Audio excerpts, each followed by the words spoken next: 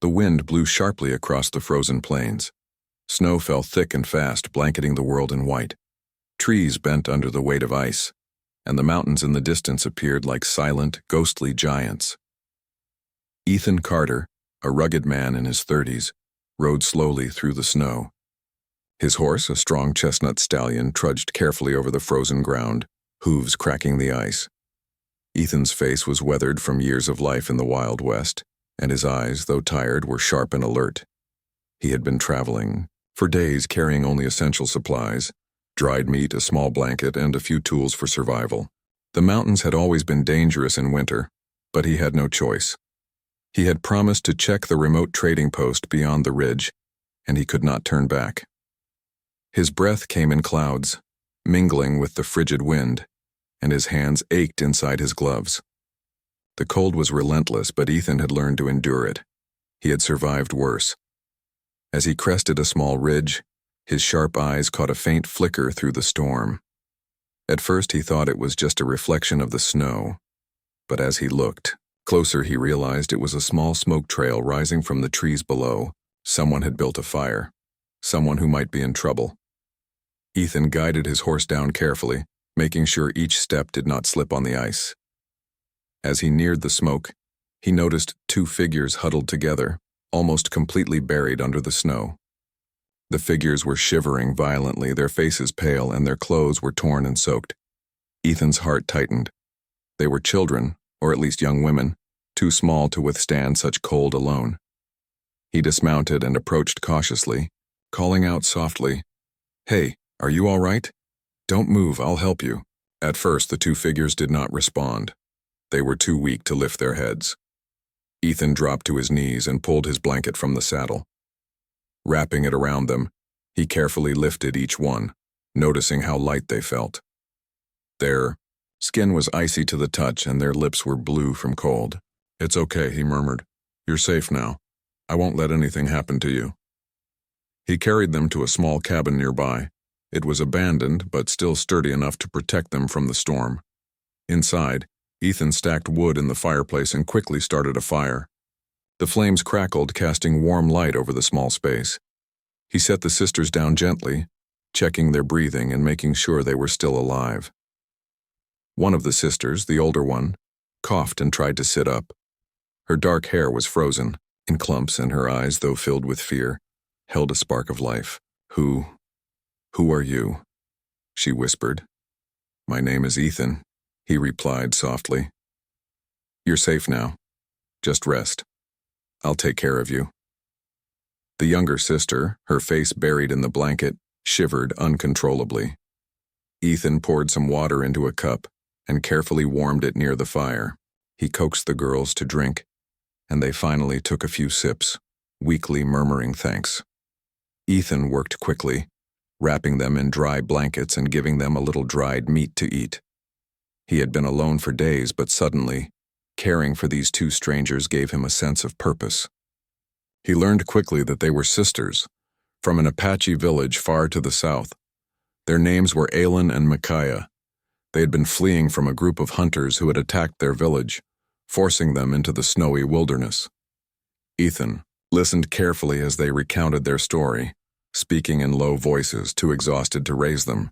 "You risked your life for us," Aylin said finally, looking at him with wide, grateful eyes. "Why would you help strangers?" Ethan shrugged and smiled gently. "I can't leave anyone to die. Not if I can help it." Micaiah, the younger sister, peeked from under the blanket. Her gaze was shy but intense. You saved us," she said softly. "We would have frozen without you." Ethan nodded. "We're not out of danger yet. You have to stay warm and strong. Can you do that?" Both sisters nodded weakly. Ethan could see the fear slowly fading from their eyes. They were survivors. He had rescued them from immediate danger, but the journey ahead was still perilous. The night was long. The wind howled outside, rattling the windows and shaking the walls. Ethan took turns sitting beside the fire and keeping watch. He could hear the soft breathing of the sisters as they slept, and he felt a strange sense of responsibility. These two young women had trusted him with their lives, and he would not let them down. As the hours passed, the storm outside began to subside. Snow fell more gently, and the world outside became quiet and still. Ethan finally allowed himself to rest, leaning against the wall with his eyes half closed, but remaining alert. He could not let his guard down entirely. The wilderness was always dangerous, and the hunters who had chased the sisters might still be nearby. In the morning, the sun broke through the clouds, casting pale light across the snow. Ethan prepared a small breakfast of dried meat and tea. He gently woke the sisters, who had slept fitfully. They looked at him with a mixture of gratitude and awe. They were beginning to understand that Ethan was not just a rescuer, but someone who embodied strength, skill, and kindness, qualities rare in the harsh world around them. Aylin, the older sister, spoke first. "We owe you our lives," she said. "How can we ever repay you?" Ethan shook his head. "You don't need to repay me, just stay alive and use your strength to keep going. That's all that matters." Micaiah smiled faintly, her shyness giving way to trust. "You're brave," she said softly. "We have never met anyone like you." Ethan felt a warmth in his chest at her words, but he quickly turned away, hiding his emotions. He was a man of action, not words. The sisters' admiration was flattering, but he had to focus on getting them to safety. The day was spent preparing for the journey back to safer land. Ethan gathered supplies and packed them carefully on the horse. He showed the sisters how to help themselves without exhausting their limited energy. Aylin proved to be skilled at tracking and reading the snowy terrain. Micaiah, though smaller, had an extraordinary ability to remain calm and find creative solutions to small problems, like crossing icy patches or climbing slippery slopes. Ethan was impressed by their resilience and intelligence. As they set out, Ethan kept a careful watch. The snow was still deep in places, and the mountains loomed like silent threats. Yet, for the first time in days, there was a sense of hope. The sisters walked with Ethan, leaning on him for support, but also showing their own strength. There was an unspoken bond forming, one forged by survival, trust, and the harsh trials of the wilderness. During a brief rest by a frozen stream, Aylin turned to Ethan. "You didn't have to help us," she said quietly. "Most people would have ignored us." Ethan shrugged.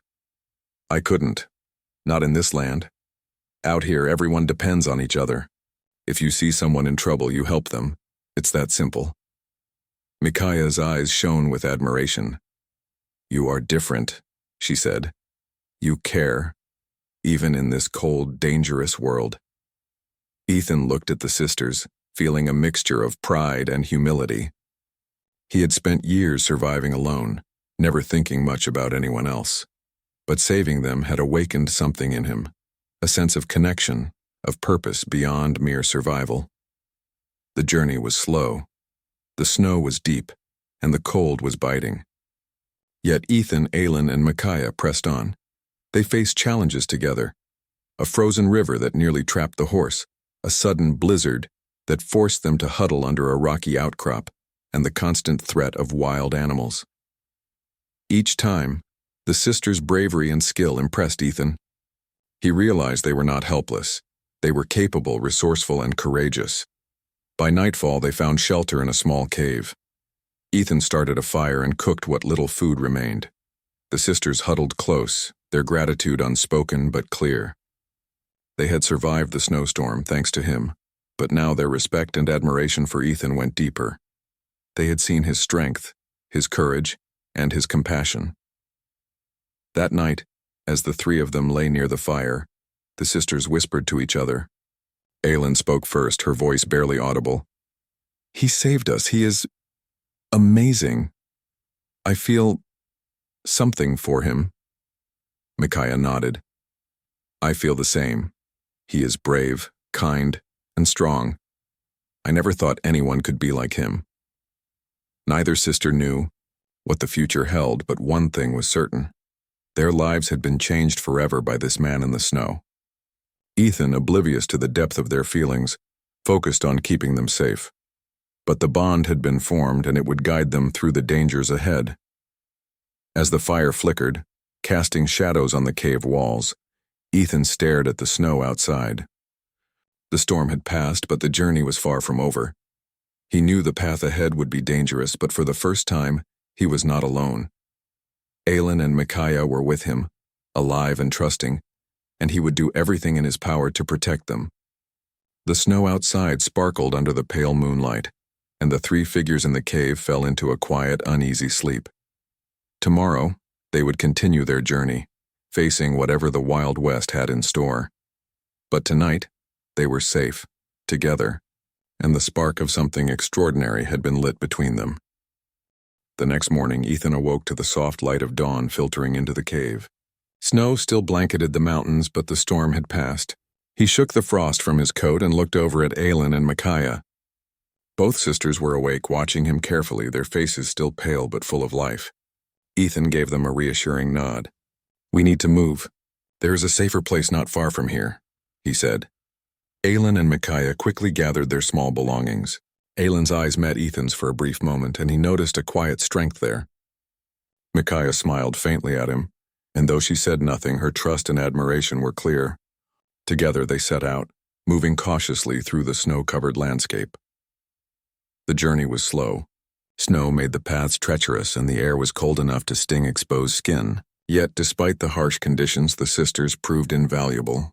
Aelin's skill in reading the terrain helped them avoid unstable patches of ice. She could tell which areas would hold their weight and which were too thin to cross.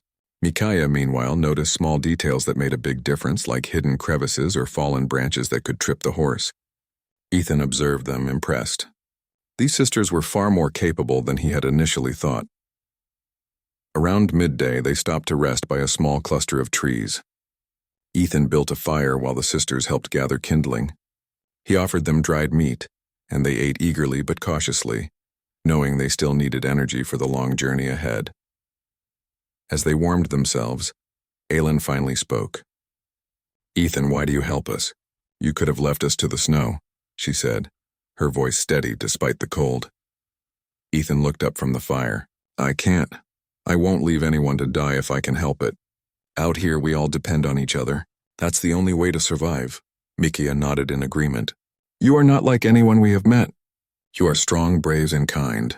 We owe you more than we can say." Ethan shook his head. "You don't owe me anything. Just keep moving, stay strong, and we'll get through this together." They continued their trek, moving through dense forests and frozen streams. The sisters proved to be skilled trackers. Aelin noticed subtle changes in the snow, signs that hunters or animals had passed through recently. Micaiah's sharp eyes spotted a hidden path that would save them hours of travel. Ethan silently appreciated their skills. He realized that rescuing them had not just been an act of mercy, it was also a lesson in trust and cooperation. By late afternoon, a distant sound startled them. The snap of a branch echoed through the quiet forest. Ethan froze and held up a hand, signaling the sisters to stop. He scanned the trees carefully. There in the shadows he saw movement, figures approaching from a distance. His heart tightened. The hunters who had attacked the sisters' village might have tracked them this far. Ethan whispered to the sisters, "Stay behind me." "Don't make a sound." Aelin and Micaiah obeyed, huddling close. Ethan quietly drew his knife, his eyes fixed on the approaching figures. As the hunters drew nearer, Ethan noticed their intent. They were searching, and if they found the sisters, it would be dangerous. He needed a plan. He led the hunters into a small clearing and quickly picked up a handful of snow, throwing it into their eyes as they approached. The hunters stumbled, giving Ethan and the sisters a small advantage. He then grabbed the sisters' hands and guided them through a narrow path between trees, a shortcut he had noticed earlier. The hunters shouted, but Ethan's knowledge of the terrain allowed them to escape. By the time the hunters regained their bearings, Ethan and the sisters were already hidden deep in the forest. Aelin and Micaiah exhaled in relief, grateful for Ethan's quick thinking. "You saved us again," Aelin whispered, her voice full of awe. Ethan simply nodded. "We're not safe yet. Keep moving." As night fell, they reached a small frozen river. Ethan studied the ice carefully, testing it with his foot. He knew that a wrong step could mean disaster. "Follow me carefully," he instructed, stepping onto the ice. Aelin and Micaiah followed, placing their feet exactly where he did. The ice creaked, but it held. Halfway across, a small crack appeared, and Ethan quickly shifted his weight, stabilizing the path.